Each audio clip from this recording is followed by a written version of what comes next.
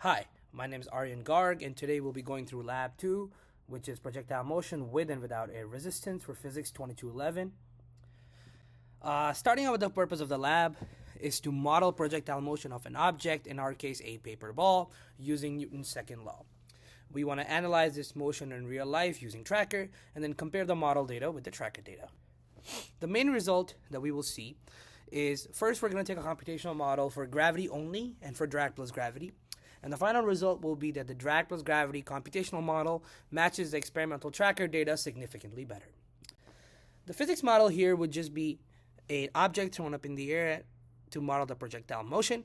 The Newton's second law, which is F net equals m times a. The force of gravity is mg acting downwards, and drag is minus b times v squared times v hat. The system and assumptions is the system is a thrown object, in our case a paper ball. Surroundings is earth and the air, and the assumptions are that only gravitation and air resistance forces act on the object. The initial conditions is the mass of the paper ball, in our case is 5 grams. The initial position is this vector. The initial velocity, in our case right after launch, is 1.324 meters per second. The angle is estimated to be 45 degrees, but it wasn't explicitly measured. G is 9.8 and drag is 0.005. The experimental setup is a paper ball being thrown up in the air with a meter stick as a calibration object.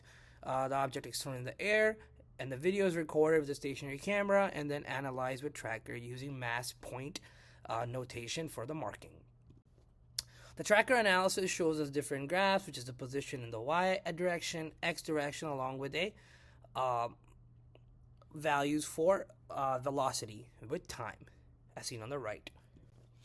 The glow strip computational model, first for gravity only, has the forces, and the x direction is 0 and y is minus mg for the gravity. Ax is 0 and ay is minus g again for the gravitational force. B equals 0 because we're assuming no drag. Now the computational model for gravity plus drag adds a value of 0.005 for the drag, with the value of this force of drag being minus b v squared times v hat. Now, what happens when we actually run these computational models? We see the outputs in this form: gravity plus drag on the left and only gravity on the right. Now, we will take these graphs and superimpose them onto each other, along with superimposing them onto the tracker data. This is how the data tracks in real time.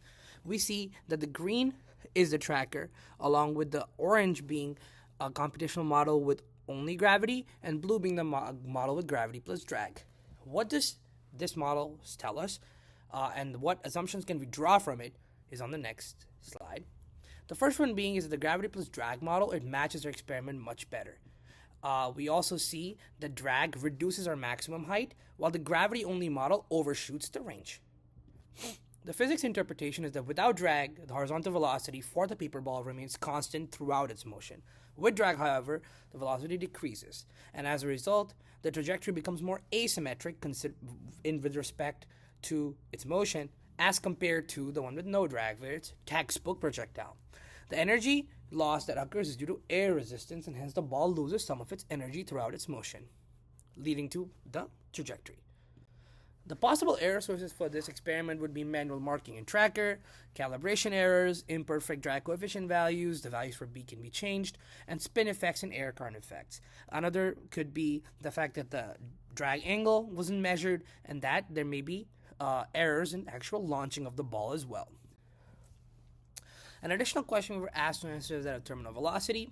The terminal velocity occurs when force of drag equals mg and net force equals to 0. In this case, since there's an acceleration, the velocity remains constant.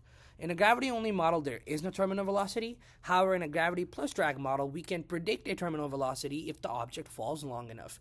To measure this terminal velocity, we drop an object from a large height, and then we observe the velocity versus time graph leveling off.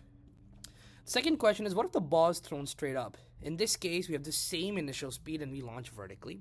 And as a result, the time it takes to hit the ground is actually higher versus a projectile.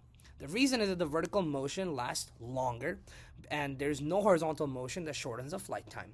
We can use an equation: y at time t equals y naught plus v naught t minus half gt squared. Conclusion is that the drag significantly affects this projectile motion, and that the gravity plus drag better matches the real data versus the gravity only model, and all of this follows Newton's second law accurately. Thank you.